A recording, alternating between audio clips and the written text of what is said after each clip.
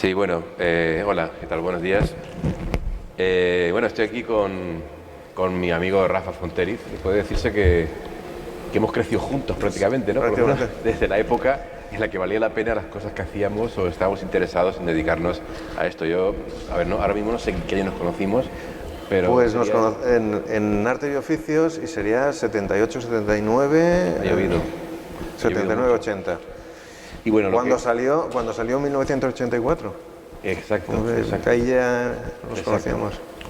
De hecho, Rafa llamaba la atención absolutamente en artes y oficios, o sea, porque él dibujaba ya, para mí también como, bueno, no es que no haya evolucionado, ha evolucionado muchísimo, pero ya era impresionante que alguien tan joven dibujara así. Y de hecho, José María Berenguer, el director del Víbora, cuando estuvo en Valencia, una vez presentando un álbum, hace ya años, claro, también, comentó esto, que le sorprendió mucho recibir tus originales, porque dices que era alguien que tenía mucha experiencia, que parecía que había dibujado muchísimo, y de repente aparecía aquí como alguien prácticamente novel, alguien que no tenía obra publicada antes. Pero bueno, sí que tenías obra ya, Sí, para sí, aquel entonces ya había obra. y ya tenía experiencia en un estudio de diseño gráfico como Sí, ilustrador. en Que eso Boramar, ¿no? Estuviste en Boramar. en Boramar, y luego Rompeolas, y ahí ya te curte porque ahí no hay posibilidad de, esto no me sale, está subiendo el cliente por la escalera, hay que presentar esto, pero es que no se me ocurre nada. No, ahí lo tenías que hacer todo inmediatamente. Pero yo voy a decir cosas que a lo mejor no te van a gustar, porque me acuerdo que me las contabas y las voy a decir ahora aquí, porque Eso no sé, es muy sosa. como no nos oye nadie. Yo me acuerdo que cuando te dejaste de Boramar y volviste al cómic, lo primero que dijiste es, he perdido todos estos años que podía ser mejor dibujante. Sí. Pues ya eres muy bueno, tío. Y dices, no, pero estos años los he perdido. O sea, yo digo, es muy exagerado, pero era como tú veías el tema de que tú querías hacer cómic y nada más. Exactamente, exactamente. Yo es que me perdí, cuando estaba trabajando en publicidad, todo lo que aprendí ahí, desde luego me sirvió muchísimo para eso. Luego presentar un trabajo y presentar un trabajo muy profesional. Pero toda la época de efervescencia de las revistas, yo prácticamente me la perdí. Y en el mundo de la historieta, digamos que yo me incorporo incluso mayor, teniendo en cuenta todo el proceso de cuando empiezas a publicar en fanzines y tal, es una evolución hasta que llegas al profesionalismo y te has ido labrando un camino, aunque sea aficionado. Yo esa fase, digamos, que me la perdí, entonces consideraba que eran años perdidos por eso, porque mi generación pues estaban ya publicando en Cairo, en Víbora, en el 84, en el Crepi. Toda esa gente estaba, digamos, que ya profesionalizándose cuando yo estaba haciendo profesionalismo, pero en la ilustración publicitaria. Sí. Esa fue la sensación, ¿no?, de haber perdido esos años. Aquella época fue maravillosa, ¿no? Porque me acuerdo que quedábamos para ir a comprar el 84 a la Renfe, porque salía un día antes. Sí, llegaba antes allí. Sí, estamos tan obsesionados que lo queríamos tener un día antes. Y en esa época, cuando estábamos en la escuela, tu estilo de dibujo era muy maroto, ¿no? Era un poco de estilo maroto. Sí. Mezclabas también mucho lápices con tinta, era muy experimental todo. Sí, porque pillé esa época en la que estás descubriendo autores. Tú tenías yo vengo además de la escuela más realista de Alex Raymond, que era el que más me gustaba. Yo el Flash Gordon de la época buena de Raymond prácticamente me lo sabía de memoria. Podía dibujar una viñeta de o sea, Flash Gordon, Dale Arden, la Reina Fría, cualquier cosa de esto, porque me los miraba las estampitas, porque luego las historias eran un poco aburridas, ya lo notabas, pero los dibujos me parecían impresionantes. Entonces, de repente empiezas a descubrir pues autores. Descubres a Esteban. Bueno, a Esteban Maroto ya lo conocía por 5 por Infinito, que me había también marcado muchísimo, porque también en la época era más moderno que los tebeos contemporáneos, siendo anterior. Yo veía aquello y decía, este tío es muy, muy, muy, muy moderno. Veía algunos dibujantes de Marvel que me parecían buenísimos, pero no los veía tan modernos. Era una estética como más atrasada. Entonces me obsesioné muchísimo con él. Pero luego empecé a descubrir a Alfonso Font, tuve otra época también haciendo un poco el font. Luego Fernando Fernández con la mezcla de técnicas que nos dejaba alucinados a todos.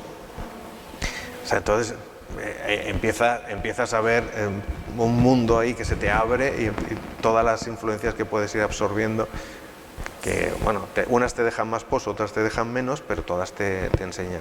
Esa época fue algo increíble que ahora es difícil, a lo mejor de entender por la sensación de rotura con lo que había antes, con nuevas formas de entender el cómic, todo esto fue muy interesante. Pero tú cuando acabamos la escuela empiezas a trabajar en una revista en valenciano, Sí. Camacuc, y me acuerdo que lo único que recuerdo de esa época fue un cómic sobre el Grial, y que el Grial, claro, estaba en Valencia, y era toda una historia relacionada con el Grial. Sí, y en esa época, como era una revista que iba a un público infantil, se me ocurrió, porque toda mi vida ha sido pues buscarme problemas, ¿no? En vez de encontrar soluciones, me buscaba problemas. Como era un público infantil, el manga y sobre todo el anime estaban entrando en España, en el mercado. Se me ocurrió hacer una aventura medio manga, medio anime.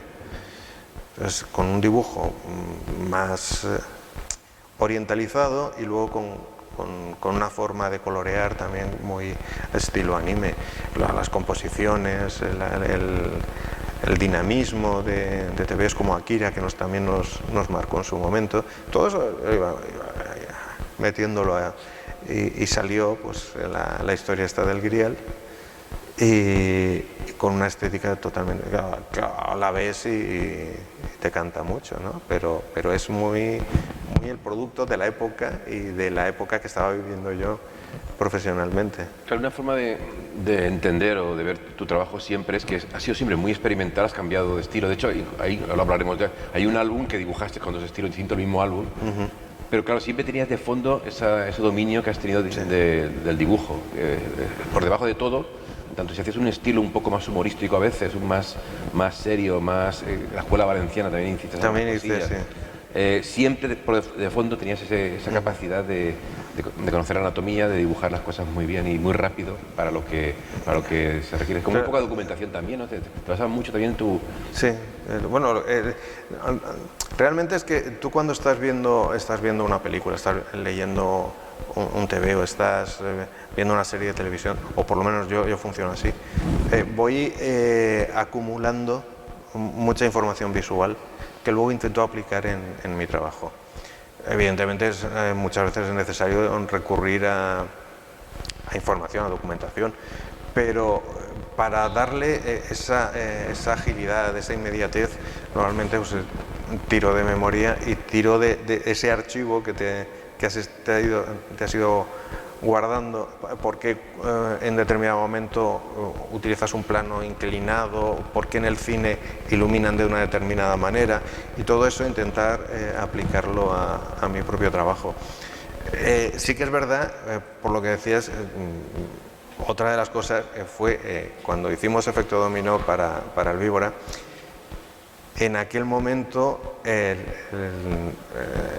se utilizaba el Photoshop y todo esto, pero en España, si no fue la primera, desde luego fue una de las primeras obras coloreadas con Photoshop digitalmente, que eso también fue, quizá ha pasado desapercibido también porque la historia no tuvo tanta trascendencia, pero en su momento era un hito que estábamos abriendo, un camino ahí en la aplicación de Photoshop, en el coloreado de historietas, con un tratamiento que no abusara de los efectos de Photoshop, con lo cual a lo mejor tampoco la gente se dio cuenta de que eso era coloreado digitalmente. Fue otra de las veces que te metes en un lío por querer hacer cosas diferentes cuando en aquel momento no era Bueno, gracias a Berenguer que nos permitió hacerlo. Sí, Berenguer, que como he dicho antes, se quedó muy sorprendido a ver tu estilo de dibujo, el dibujo de alguien que ha publicado mucho, de alguien que es muy profesional y no conocía nada de ti. Primero empezaste con las X-Woman en su revista X, pero a ti eso no te gustaba en el fondo demasiado, ¿no? Sí, que te gustaba, pero tú lo que querías era publicar tu historia en el Víbora y era lo que estuviste ahí machacándolo hasta que lo convenciste. Bueno, es que se dieron dos circunstancias. Una vez que salió el Kiss, llevaba muy pocos números y, claro, necesitaban gente.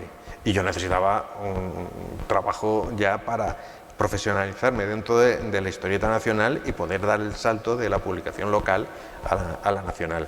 Entonces, es lo que había. Era una revista, necesitamos material, necesitamos autores, libertad absoluta, bueno, libertad absoluta dentro de los cánones, que las conversaciones cuando hablabas con Berenguer el tema de las historietas eran muy curiosas, ¿no? De todo, que las mujeres fueran gomosas, que no les pusieras muchas rayitas, que sea un dibujo muy limpio, porque en la mujer siempre cuando le das son mereados con muchas rayitas, sucias y tal. Luego veías la obra en general y decías, ¿por qué a mí me está exigiendo esto? Y a todos los autores no se lo exigen. Pero bueno, esas son cosas editoriales. Pero la conversación era eso. Entonces yo pensé, ¿qué es lo que dentro del género erótico que puedo aportar yo? Yo venía de haber leído superhéroes toda mi vida. Pues, un día estaba haciendo unos diseños de personajes que eran más bien en rollo sado y dije, la diferencia entre el sado y el superhéroe es mínima. Además en la época hay que pensar que en aquel momento estaba muy de moda no el superhéroe clásico que había leído yo, sino ya empezábamos con esta generación de Dark and Grimy. Eran más oscuros, más violentos, vestían más de cuero, no eran tanto las armaduras y tal, o los trajes de licra. Entonces estaba pensándolo y decía, pues hay un paso muy corto entre un diseño de un personaje sado y un... Entonces hice la mezcla. Y de ahí salieron las X-Woman, que era una parodia de los superhéroes. Convenciste a Berenguer de publicar una serie de zombies y medio superhéroes también en el Víbora, que parecía que no era su línea habitual de... Ahí también se dio otra circunstancia, y es que Berenguer, quizá no tanto Berenguer, más Emilio, estaban buscando, o Hernán, no sé, uno de ellos, estaba buscando llegar a un público diferente. La línea clásica del Víbora, pues, esa generación estaba dejando de comprar TVOs o no era suficiente para ampliar público. Y entonces quiso pegar un cambio. Se fue a Japón, estuvo pero alucinando con la producción japonesa y se trajo autores japoneses. Claro, meter a autores japoneses así de golpe, no eran los clásicos, evidentemente, era un material mucho más selecto, y cambiar la línea editorial dio que encajara en ese momento la historia que le proponía yo. Y así fue como empezamos. Bueno, y después de eso ya fue el momento en el que das el salto a Marvel. Sí, bueno, Marvel Uka. Y un cómic que era Nocturne, que a mí me parecía... Bueno, la historia es un poquito más larga porque, de hecho, todo lo que hice para Marvel Uka, que fueron bastantes números, ahora no puedo recordar, pero hice 2 números de Wild Thing, 2 o 3 de Death. Bueno, unos 6 cómics que hice, no salió ninguno porque cerraron. ¿No se llegó a publicar? No se llegó a publicar ninguno. No sé si hice eso, 5 o 6 que no llegaron a publicarse. Curiosamente todos pagados, ¿eh? Ahí no hay problema.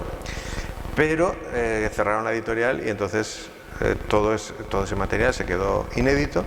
Afortunadamente visto ahora, porque yo solamente hice lápices y el entintador que me pusieron era lo peor de lo peor que podía caerme. Y bueno, pues un material, cuando me volvieron los originales y los vi, dije, afortunadamente esto no ha salido. Y entonces se quedó la editorial como una oficina secundaria de Marvel, pero no tenían tanta producción, estaba mucho más controlado. Y Paul Neary, que quería seguir publicando cosas, fue cuando hizo lo de Nocturno. Que Nocturno era el reboot de un personaje clásico de Inglaterra, de Marvel UK, que era Night Raven. Entonces, Night Raven era un personaje de época, los 30 creo que era, y por el que han pasado, o sea, hasta guionistas del prestigio de Jamie Delano y David Lloyd, el dibujante. Entonces, Sean Phillips creo que también hizo una novela gráfica. Bueno, era un personaje clásico británico y quisieron hacer un reboot con un personaje a lo Batman. Y ahí fue cuando me lo ofrecieron. Hicimos 4 números y al cuarto número definitivamente a los ingleses les cortaron el grifo. Curiosamente, Alan Davis estaba publicando en Marvel UK Clandestine, que era su serie personal y la que habían tenido mucho cuidado en crear y tal, y también se la cancelaron. Y Paul Neary, en aquel momento, que todavía no sabía qué iba a pasar, que cerraron definitivamente, llegó a ofrecerme, que es otra de las oportunidades perdidas, llegó a ofrecerme, bueno, de hecho no me lo ofreció, pensó en mí para hacer algo dentro del universo de Clandestine, cosa que me hubiese dado la posibilidad de saltar aparte de trabajar con unos personajes creados por Alan Davis, que es uno de mis autores fetiche, me habría dado una posibilidad de saltar a la Marvel USA, pero se canceló todo, yo me quedé con los 4 numeritos de Nocturne y ahí se quedó. En este mundillo no solo hay que ser extraordinariamente bueno, sino que además hay que tener mucha suerte, porque si no, no va bien la cosa. Pero bueno, de alguna forma eso también te sirvió, creo, para entrar en contacto, no sé si lo conocías de antes, con Rafa Marín y Pacheco, y participaste en la historia esta que se montó Rafa de Iberia Inc., de que eran superhéroes españoles. Sí. Fíjate también otra de las cosas de estas que surgen en un determinado momento, y fue en una Hispacón. Tampoco estaba pensando que lo dibujara yo, pero surgió la línea Laberinto, se puso en marcha, TVOs de autores españoles publicados por Planeta, formato comic book, y pasó por distintas manos y al final cayó en las mías. Rafa recuerdo que nos hizo un avance en una Hispacón y nos quedamos todos flipando. ¿Tú conocías a Rafa desde este momento? No. Bueno, no lo conocía a él personalmente, pero además lo conocía, no sé si, porque tú ya lo conocías, ya habías hecho algún contacto con él, y no sé exactamente quién nos lo presentó, si incluso podrías haber sido tú. Sí, probablemente sí. Y iba con Pacheco también, igual sí que lo veía, por lo menos yo sabía hablar de él seguro en ese momento. Y bueno, pues a Pacheco sí había coincidido con él en alguna convención. Fue una aventura muy loca, pero muy interesante, ¿no? Sí, yo lo recuerdo con muchísimo cariño. También fue un momento en el que nos sentimos todos engañados. Con el paso del tiempo te das cuenta de que, no sé, no hay una mala intención, pero hay intereses editoriales que muchas veces van en contra de los propios autores. Van a favor, porque te puedes aprovechar, como es en este caso, pero también van en contra. En contra porque el movimiento que hizo Planeta, que aparte nos lo vendía como la renovación del TVO español, los nuevos autores, con un formato que llegara más al público, porque era un formato de comic book, de grapa, con un precio más asequible. Y te cuenta toda esta película y tú dices, pues es una buena iniciativa y vamos a probar. Pero luego el hecho real fue que a los autores no nos salía rentable de ninguna manera. Iberia se vendió muy bien, si no fue el que más, fue uno de los que más se vendieron, pero nosotros no llegamos a ver nunca un beneficio con esto. el llenar la estantería con tebeos en blanco y negro, formato barato, pues era una iniciativa que no era de Planeta. Lo había hecho Camaleón, y había otras editoriales haciendo lo mismo, y la llegada de toda la producción de Laberinto, pues parecía que venía a apartar a la competencia en un movimiento editorial que en aquel momento no lo apreciamos, pero luego que resultó ser más una lucha de espacio en una librería especializada que realmente decir vamos a hacer una apuesta, vamos a estar trabajando durante un año con esto. Si Iberia hubiese sido rentable era para ellos, no para los autores. Si hubiésemos podido vivir de esto, es decir, el producto se hubiera autofinanciado, pues probablemente habría habido más Iberia. Pero, bueno. Bueno, y otra cosa que no sé si vale la pena comentar mucho, pero que también fue la que colaboramos tú y yo, Avatar, que la publicamos con un tío que se llama Ruste Magic, que el tío estaba obsesionado en publicar cómics para, a partir de esos cómics, hacer series de televisión. Sí. Era lo que él más le fascinaba. El cómic era una especie como de paso intermedio para intentar vender el proyecto de una serie a Estados Unidos.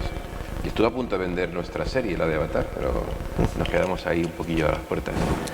Es la historia de nuestra vida, ¿no? Siempre hay casi. Bueno, pero luego ya viene ya la parte bonita. Bueno, vamos, yo me lo pasé muy bien con Avatar. Sí, bueno, y aparte para mí fue una auténtica gozada que no puedo explicar ahora mismo cómo disfruté trabajando contigo después de conocernos tanto tiempo y de hacer cosas. Sí, todos los proyectos que se habían ido quedando por el camino, este fue el que empezamos y terminamos. Sí. Y yo creo que quedó muy bien. Probablemente ahora cambiaríamos cosas. Sí, era otra época y era una serie de ciencia ficción situada en pasado mañana, con lo cual el tiempo ha pasado también para la serie. Es decir, cosas que parecían muy extraordinarias como diseñar universos virtuales y tal, ahora ya es algo que todo el mundo... Y además a mano, sin ordenador, porque el señor también se empeñaba en que él quería los originales pintados a mano, no quería color digital. Tenía también muchos experimentos con la pintura y páginas con colores básicos. Yo te digo, es el buscarte problemas para que cada trabajo aporte una cosa diferente. Sí, yo me acuerdo que hiciste unas ilustraciones para una novela mía, Locura de Dios, que espectaculares, y lo digo por de buscarte problemas. Te empeñaste en hacerlas con la plumilla inglesa, que es una maravilla, pero tardabas como 2 semanas cerca de la ilustración. 2 semanas, Pero digamos que, o sea, no tienes oportunidad de hacer ese tipo de cosas. Sí, sí. Entonces, se prestaba muchísimo la obra a hacer ese la tipo plumilla de inglesa, explicamos un poco en qué consiste. Sí, bueno, es una imitación del grabado. O sea, antes el grabado pues era ir haciendo los surcos, digamos, como un negativo, luego al pasar la tinta, en la parte que quedaba en relieve, pues se veía el dibujo. Entonces era imitar eso mismo, pero en este caso se le llama plumilla inglesa, pero en realidad era pincel. Entonces, cuando quieres una zona iluminada, todo va con trazos, con líneas. Y entonces para hacer los volúmenes, donde va iluminado es un trazo muy fino y donde hay sombra es un trazo más grueso. Todo a pulso, sin perder el pulso de... Ese degradado es lo que va dando el volumen y te da la sensación de que es un grabado, pero en realidad está hecho pincel. Es un trabajo espectacular. Y es el tipo de ilustraciones me busqué del 19, de las crónicas estas de viajes, de ese tipo iban a Egipto y descubrían pues una estatua que está medio enterrada, un faraón y tal, y entonces, claro, no iban con la foto y se dibujaban todo con ese estilo, con muchas rayitas. Vamos, que siempre ha sido de buscarte problemas, no has dicho, me lo quito esto de encima, que esto es un trabajo para un amigo. Por eso no gano dinero. Bueno, pues ya llegamos a una parte curiosa, que es cuando empiezas a trabajar en Francia. Sí. En Francia, con un cómic que esa época nos veíamos casi todas las semanas para comer juntos y me enseñabas lo que habías dibujado y era alucinante, porque la historia aparte era muy interesante. Era un tío que le ofrecen el mejor trabajo del mundo, que es cuidar una isla paradisíaca, y él está solo en la isla cuidando un poco el jardín. Y curiosamente, creo que fue la semana pasada, salía el anuncio otra vez. Vuelven a ofrecerlo. En el mundo real, quiero decir, es un trabajo real. En Australia, cuidar una isla. Bueno, es una isla, es un sitio de estos que tienes que grabar un vídeo de lo bien que te lo pasas con tu moto de agua, haciendo no sé qué, haciendo surf o lo que sea. Haces un vídeo diario, un videoblog, y promocionas el sitio. Y al mismo tiempo lo tienes cuidado, como es lógico. Y el guionista era Christoph Beck, que era un tipo de fama en ese momento, y apareció en Soleil. Y luego inmediatamente, fueron 5 tomos. Tres tomos. 3 tomos. Luego hiciste... Otra de las típicas que pasan a lo largo, me pasan a mí, pero me pasan a todos los que estamos implicados en esto. Vendió los derechos bueno, él está también muy metido en el mundo del cine. Vendió los derechos a una productora para hacer la película del mejor trabajo del mundo. Sí, había fecha para empezar el rodaje, había algún nombre para el casting, y firmamos los contratos. No vimos un duro porque la productora quebró. No les pagaron y evidentemente nosotros tampoco cobramos, y la película al final no se hizo. Era un poco un rollete tipo Lost, que estaba muy de moda también entonces, pero con final lógico y con sentido, vamos, que tenía toda una lógica. Y bueno, luego haces para Soleil una serie que se llama Roma, que también he visto algunas cosillas que hiciste y era pues un desafío, ¿no? Me comentaste que era bastante complicada esto para los franceses. El TVO histórico tiene un problema gordísimo. En Francia tiene una tradición y ahora respeto muchísimo más a todos los autores de TVO histórico, porque sé lo que se sufre haciendo uno. Tiene una tradición enorme, y eso implica que cualquier cosa que hagas tiene que ser cuanto menos realista. Vamos a decir que históricamente sea impecable, pero que resulte creíble, que por lo menos se aproxime lo más posible a esto. Entonces, cuando me llegó a mí el guión, desmintiendo las teorías estas de que los guionistas franceses te pasan muchísima documentación y todo eso, no pasaba tanta documentación, daba alguna referencia para que tú buscaras. Entonces, cada vez que yo me planteaba, porque las entregas mínimas tienen que ser de 5 páginas, yo me planteaba las 5 páginas que me tocaba dibujar, y estaba horas y horas, bendito Google, buscando por internet en páginas inglesas, italianas, francesas, documentación sobre Roma y la época en concreto. A mí me tocó la época de Marco Antonio y Cleopatra, y la victoria, el ascenso y la victoria de Augusto. Una de las referencias que utilicé fue la serie Roma. Otra fue Yo Claudio, para detalles de ambientación, y te das cuenta de que en el cine en este caso en la televisión, es todo mucho más fácil, porque con 4 trucos de iluminación lo solucionas. Mientras lo tienes que dibujar, pues si hay mosaicos en el suelo, si hay no sé qué, no tienes que fijarte mucho en el detalle. Tú sabes que está ahí, lo ves, pero si lo tienes que dibujar, lo tienes que dibujar. Claro, también es un poco tu culpa, que es súper detallista cuando dibujas. Sí, tengo esos vicios y no consigo quitármelos. Pero el rollo es las lámparas, no sé qué, todo ese tipo que aparentemente no le damos importancia. Cuando lo tienes que dibujar, lo tienes que situar en una ambientación, ya te digo, que resulte realista. Dices, pero ¿cómo iluminaban? ¿Cómo eran las lamparitas estas que vemos?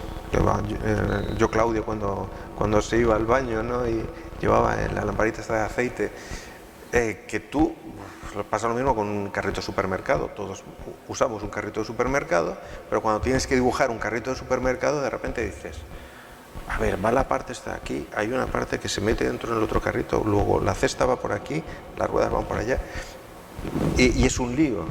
Hay detalles de estos que no le das importancia, que los tienes asumidos, pero cuando tienes que dibujarlos, tienes ni idea de cómo son. Claro. Entonces, si eso lo llevas a la arquitectura, al urbanismo, cómo eran las calles, cómo eran las tiendas, llega un momento, porque además eso, está todo lleno de planos generales. Tienes una página con 6 viñetas y son 6 planos generales. O sea, en el mercado americano puede haber un plano general, 3 primeros planos y 2 planos de americanos. Aquí hay un primer plano, de repente te encuentras con un primer plano y luego son 6 planos generales. De entrada, para componer narrativamente ya es un problema, porque lo que consigues es, cuando haces la división de esto, ves las viñetas que son más importantes, tienes que darle más espacio, más superficie, y luego se te queda un primer plano que para encajarlo en medio, pues tiene que ser un primer plano, muy primer plano. Ni siquiera puedes poner un plano medio, un plano americano, porque quiere que sea, el guionista quiere que te centres en ese primer plano. Entonces empieza a multiplicarse los problemas.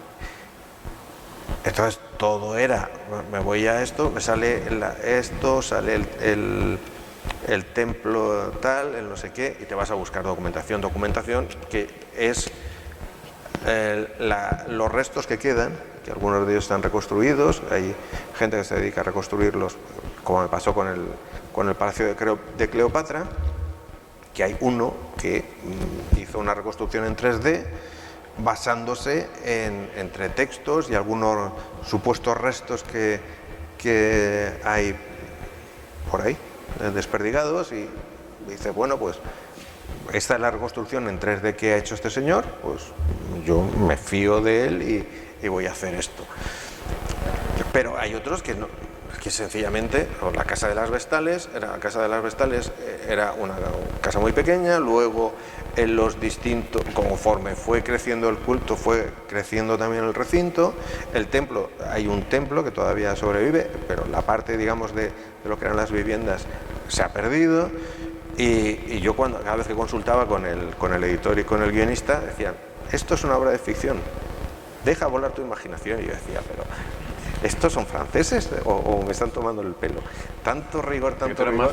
Más francés que los franceses en esa. Claro, yo iba con esa mentalidad y para mí fue una tortura ese trabajo. De hecho, no lo terminé por cuestiones de tiempo. Sí, porque empezaste ya a trabajar con Pacheco. En realidad empecé a hacer otras cosas para tener ingresos más regulares. Entre ellos la historia que también hicimos juntos del oceanográfico. Hombre, sí. Eso fue muy divertido también. Entonces, incluso hablábamos entonces de hacer una serie basadas en esos personajes. De los personajes. Pero te surgió algo ahí que desgraciadamente te ha absorbido muchísimo el tiempo. Y fue... Porque aparte también está muy bien pagado, pero era algo que tiene un cambio en toda tu trayectoria, porque siempre te has basado en tu dibujo y aquí pasas a ser entintador para Marvel y para un tío que está en estos momentos pues un poco eligiendo lo que quiere hacer en Marvel también.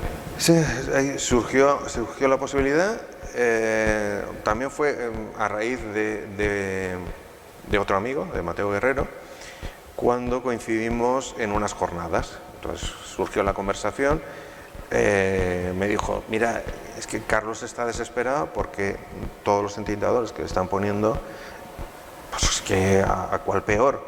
Y él, claro, pues su trabajo se resiente y está quemado. Si os juntáis los dos, de ahí puede salir algo, pues como la mejor época de Carlos, que ha sido trabajando con Jesús Merino. En ese momento yo tenía unas perspectivas bastante negras en el panorama tanto francés como aquí en España, que en España está descartado todo, ni ilustración publicitaria, ni stories, que durante un tiempo estuve combinando también haciendo stories, nada, no había nada. Pero tú para los stories eras un elemento genial, porque como eres capaz de dibujar cualquier cosa sin documentarte y construir la escena desde un punto de vista cinematográfico. Que es realmente lo que importa en un story. Eso también lo aprendí en publicidad. El story funciona para venderle una idea, un concepto a un cliente que no lo puede ver cinematográficamente, no puede rodarlo, vamos a hacer un boceto y tal. Bueno, ahora quizás sí, pero entonces no, porque era muy caro, y entonces tienes que venderle eso. Y tienes que elegir las imágenes adecuadas para que la narración sea lo más dinámica posible y puedas vender el concepto. Entonces eso, dibujando TVOs, pues claro, lo tienes bastante fácil.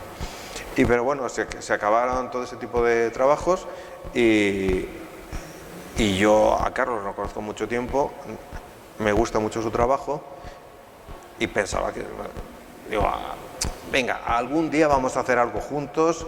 Y Carlos dice, pero sí, no hay ningún problema, algún día lo haremos. Bueno, pues surgió esa posibilidad, hablamos, él me presentó como su entintador en Marvel, vieron lo que hacía, les pareció bien y empezamos con Occupy Avengers. Y el resto ya es historia, esto ya hace más de 3 años. Y estás con eso de dedicado en exclusiva, más que es mucho trabajo también, que te absorbe por completo. Sí, y además el mundo editorial tiene cosas que te da igual que sea Francia, España o Estados Unidos. Cuando hicimos el Occupy Avengers, el único problema que he tenido yo realmente, problema que me afecta a mí directamente, sobre mi trabajo, fue en el número 1, que la editora, íbamos con el agua al cuello. No sé exactamente de quién es la responsabilidad, pero muchas veces es del guionista, otras veces es del editor, otras veces es del dibujante, que en cuanto falla uno de los eslabones, pues toda la cadena se para. Entonces, en un día tuve que hacerme 2 páginas, entintar 2 páginas. La editora enviando correos, ¿qué pasa? ¿Dónde están las páginas? Esto tiene que estar. Y eso que te pones, si dejas de interrumpirme, podré trabajar y terminarlo.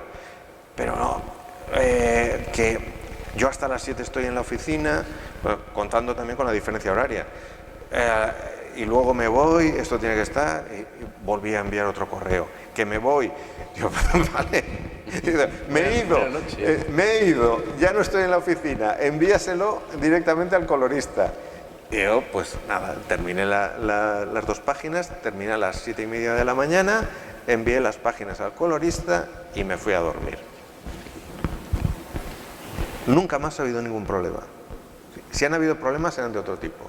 Como por ejemplo en Capitana Marvel, que de repente a alguien se le ocurrió una idea genial, la madre es una Kree, pero tiene un colgante, que ese colgante le inhibe los poderes y nadie puede detectarlo. Eso no estaba en el guión original, estábamos en el número 3, creo que era, y tuvimos que añadir el colgante viñeta por viñeta en los 2 capítulos anteriores que ya estaban dibujados, entregados y toda la pesca. En cable hubo una movida, el editor, con los guiones ya terminados, de James Robinson, le da por cambiar cosas, Robinson se cabrea, pelotera, cambia esto, cambia, no quiero. James Robinson envía un correo a Carlos diciéndole, mira, no vuelvo a trabajar con esta gente, no vuelvo a trabajar con Marvel, lamento mucho que la historia no va a quedar como debería haber quedado, espero que en el futuro podamos colaborar juntos y hacer una historia como toca. Claro, ahí ese tipo de cosas nosotros no las podemos controlar, son cuestiones editoriales y a ti lo único que te queda es que si te dejan para hacer un TVO de 20 páginas 10 días, tienes 10 días y ya móntatelo como te dé la gana, porque no es mi responsabilidad, es que el guionista, el editor, no sé qué, el guion no ha llegado, luego tiene que pasar por el dibujante, el dibujante tiene que enviar los bocetos, se los aprueban en la editorial, me los envía, cuando están dibuja a lápiz, me los envía a mí, yo los entinto, los envío a la editorial los vuelve a supervisar y se los envía al colorista. Todo ese proceso que está hecho para que el trabajo fluya y sea, pues eso, que no se interrumpa, cuando cuando es la propia editorial la que dice, ay, que nos hemos equivocado, que estos diseños no son los que tenían que ser, que por una cuestión de tiempo hay distintos equipos creativos trabajando en una misma historia, pero no le han pasado los diseños, que es otra parte del trabajo editorial, el tener los diseños de los personajes y que todos los equipos que están trabajando respeten el mismo diseño. Y no se lo pasa, y entonces tienes que rehacerlo y tienes que retocar todas las viñetas, el disfraz, bueno, el uniforme del superhéroe que no era el que tocaba. Ni pagan las correcciones ni te dan un día más. Pero claro, ahí ya no, ahí sí que no puedes hacer nada. Pero ya te digo, directamente solamente fue, y además creo que fue ese tira y afloja que tienen los editores cuando trabajan con alguien nuevo, de apretar hasta ver dónde aguanta. Si aguanta y pasa, todo como la seda. Porque lo que estoy pensando ahora con lo que estás contando es que a fin de cuentas a ti te llega el trabajo de otra persona que lo tiene que terminar y que cualquier retraso que tenga él te afecta a ti o no te afecta a tú. Sí, no, digamos que el método Marvel estaba concebido para que, pues eso, dibujes 22 páginas más portada en el caso que te toque hacer portada en un tiempo limitado, que pueden ser un mes, pero pueden ser 20 y tantos días. Pero eso es que todo funcione. La cuestión es que todo funcione. Si no, todo el retraso que se pueda acumular te lo vas comiendo tú. Y el que te retrases tú se lo está comiendo el colorista. Y entonces el hecho de que la máquina esté perfectamente engrasada y funcione, en la mayoría de los casos depende de los editores. No depende tanto de los autores. Hay autores que son lentos, hay autores que prefieren irse por la mañana a surfear y luego por la noche dibujar un rato, pero lo normal es que funcione porque los editores coordinen el trabajo y siempre esté en la mesa, tanto del dibujante, del guionista, del que pone los diálogos, del rotulista, todos tengan siempre trabajo en la mesa. Pero tú te lo estás pasando bien, estás disfrutando. Yo lo estoy disfrutando. Y además me contás que estás haciendo ahora una serie también con Pacheco que no es para Marvel y que es una historia súper interesante. Sí, es bueno, supongo que alguno de vosotros lo conoceréis, que es Arrowsmith, salió hace ya unos cuantos años, la entintó en aquel momento Jesús Merino, en la época de esplendor de Carlos, cuando podía permitirse el lujo de elegir proyectos más personales, y él tiene un contrato en exclusiva con Marvel, pero no sé, las negociaciones que hiciera, seguimos trabajando para Marvel, pero le dieron la libertad para hacer esta historia. Y es una historia ambientada en un mundo de fantasía, de orcos, hadas y demás, pero como si fuera la Primera Guerra Mundial. Entonces es una historia que no es una historia de superhéroes, es una historia ambientada en una Europa ficticia, pero enraizada en el folclore popular, con trolls, hadas de agua y bosques y demás, y dragones. Entonces La idea son dragones y trincheras, ¿no? Sí, hay escenas como si fuera eso, la Primera Guerra Mundial, pero los soldados tienen dragones y usan magia. Entonces el tipo de historia se presta mucho a hacer un trabajo, tanto como dibujante como en mi caso el entintador, de hacer texturas, tramados, un montón de cosas que en un TVO de superhéroes pues no hemos podido hacer. Hicimos, a mí los trabajos de los que hemos hecho, de los que más contento me he quedado ha sido la vida de la Capitana Marvel y Cable. En Occupy también, nos lo pasamos bien, pero era ese momento en el que estábamos encajando uno y otro, pero en Capitana Marvel, por ejemplo, estábamos ya los dos muy, muy consolidados. Y el trabajo, lo que pasa que era muchísimo más en el estilo clásico de superhéroes, más limpio, y en este estamos haciendo un trabajo que sería más de TV europeo. Y realmente yo estoy pasando. A mí es que me encanta entintar. Hay gente que lo odia y que le parece el trabajo más ingrato. Hay gente que considera que, bueno, claro, te dan el dibujo y tú lo repasas. Es algo más, dibujas con la tinta. Pero tú que ya estás dentro, ¿cómo ves el futuro de Marvel? Porque tengo entendido que a pesar del éxito de las películas, que son ahora mismo el gran éxito en el cine, quizá la gente, eso no acompaña un éxito igual por parte del cómic, como que son cosas que funcionan por caminos muy distintos. Con el paso del tiempo nos hemos dado cuenta de que es algo así. O sea, el mundo del cine, el universo cinematográfico Marvel, tiene un público y además tiene unas reglas. Y el público de los tebeos es un público de los tebeos que en muchos casos sí va al cine, pero el que va al cine en la mayor parte de los casos no va a la tienda especializada. Se dan casos de que tú ves las películas de los X-Men, que bueno, antes estaban separados de esto por cuestiones de derechos, de Fox. Bueno, ves las películas de los X-Men, te gustan los personajes de los X-Men, vas a una tienda especializada, ves esas mismas historias y dices, pero estos no son de verdad, porque no llevan los disfraces que has visto en la peli. Entonces, ¿cómo que no son de verdad? Los que tú has visto no son de verdad, estos son los auténticos. Y claro, se produce ahí un choque, además un choque generacional. El público que ha estado leyendo tebeos durante muchísimo tiempo, siguiendo a los personajes de Marvel, a veces ve problemas y luego empiezan a sacarte listas con estos youtubers, ¿no? Diciendo la viuda negra tal, eso no lo habría hecho jamás, en esto pasa esto, pero no es posible porque este personaje no aparece. Dices, no, olvídate, o sea, tú no estás viendo ese tebeo que leíste que te marcó en imagen real, es otra cosa. Entonces se han apartado y de hecho yo creo que va a ser un producto que difícilmente pueda funcionar junto. O sea, puede funcionar a nivel de... Tú haces V de Vendetta, por ejemplo, en su momento el tebeo salió en cuadernillos, bueno, salió publicado en revista, luego reeditado en cuadernillos. Pero luego lo sacan en formato, aprovechando la película, lo sacan en formato novela gráfica. Y no vamos a meternos con la novela gráfica porque si no, no acabamos. Entonces, eso, lo pones en FNAC y vende lo que no vendió el cuadernillo. Ese ha funcionado muy bien gracias a la película.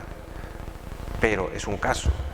No puedes hacer lo mismo con el resto. Entonces, en el caso concreto, tanto de Marvel como de DC, es que se crean dos universos totalmente separados, aunque tengan puntos de contacto, y luego es más probable que el tebeo acabe siendo el merchandising de la película que la película un apoyo para vender tebeos. Eso es lo que estamos viendo en estos momentos. Y las series de televisión, 3/4 de lo mismo. Hacen que tú conozcas personajes, pero que en algún momento puedes ir y regalárselo a alguien. Ay, mira, este es el personaje que salía en tal serie. Pero no va a hacer que las ventas se eleven como mucha gente pensaba. Muy bien, muy interesante. Lo que pasa es que me han dicho que tenemos que acabar en punto porque aquí cierran y nos dejan aquí encerrados todo el fin de semana. Bueno, si nos dejan encerrados podemos seguir hablando. Entonces, bueno, seguiríamos hablando, pero bueno, porque tenemos un montón de cosas que comentar, ¿no? Tu vida prácticamente es una historia del cómic español y de cómo se han derivado las cosas hacia el extranjero y todo esto. Pero creo que aquí hay que poner el punto final, pues. Ha sido un placer hablar contigo. Si alguien quiere hacer alguna pregunta, que ahora está a tiempo, que es... Una pregunta. Rápida, porque ya han dado las dos.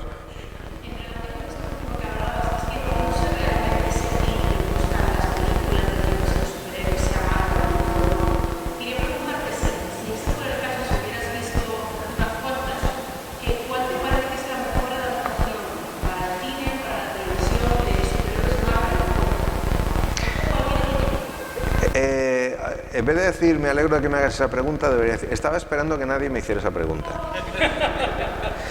Porque me he visto unas cuantas pelis y todas me parecen exactamente lo mismo. Es decir, hay un inicio que puede ser muy interesante, un desarrollo que puede ser en algunos casos mejor o peor, y un tercio de película que se lo chupan con una pelea súper espectacular que acabas harto. Es que yo me duermo. Yo me duermo también. Me duermo. O sea, en una película de acción te duermes. ¿Cómo? Pues lo han conseguido. Doctor Extraño me pareció que visualmente funcionaba bastante bien, pero me pareció un tostón que acabé durmiéndome con la pelea final, dando vueltas. La de los Vengadores, la primera, la de Joss Whedon, que tanto le gustaba a todo el mundo, esa no me dormí, pero me pareció que la pelea final es súper espectacular, pero que si van a ganar los buenos, ¿para qué? Las de Batman de Nolan, que es de lo mejorcito que he visto, por lo menos las dos primeras, en la primera hay una pelea final que si sabes que va a ganar Batman, ¿para qué me destrozas el tren y no sé qué, y la ciudad y Gotham y tal? Va a ganar, es que no importa. Podrían pactarlo antes. Claro, dice, no, vamos a ver, el solucionar el final. Otra que también me pareció buenísima fue la segunda de Batman de Tim Burton. Me pareció buenísima porque además está llena de unos giros de guión que van como anticipándote cosas, como por ejemplo cuando al pingüino lo tiran desde el puente, que va a ser el puente en el que muera al final, cuando Catwoman vuelve a su casa, tiene un neón, el neón está roto y se lee Hell. O sea, está lleno de cosas, de juegos. Cuando ellos están disfrazados son los personajes, pero cuando van de particular son los que están disfrazados. Me parece magnífico. Pero ¿por qué se tira todo ese final con los pingüinos y las bombas? Y dices, ¿pero por qué es necesario? Esa escena en 5 minutos está resuelta. No te tires 15 minutos ahí. Entonces, no sé, ¿qué quiere que te diga? A mí las películas no están hechas para mí.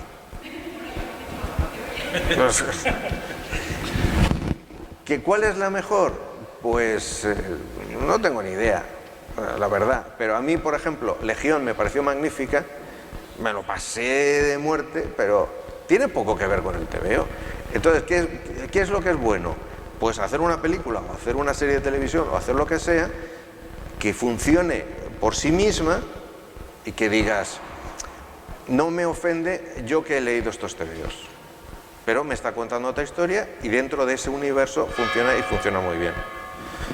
Y entonces, al que va a ver las películas y le encantan y se lo pasa muy bien, pues yo no voy a discutirle al director y decirle lo has hecho muy mal, porque ha hecho una cosa que hay un público que le funciona.